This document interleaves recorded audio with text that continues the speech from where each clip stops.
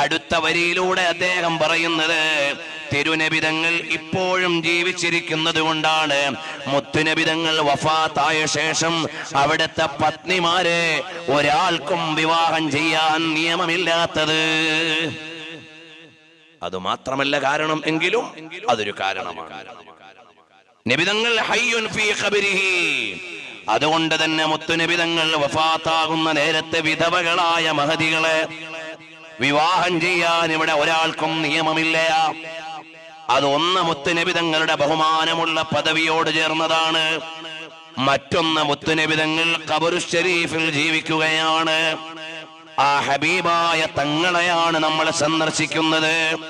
അവിടുത്തെ മുവാജഹത്തിൽ ചെല്ലുമ്പോ ഹുനാ അസ്സലാമു അലാ റസൂലില്ലാഹ് സ്വല്ലല്ലാഹു അലൈഹി വസല്ലം തങ്ങൾ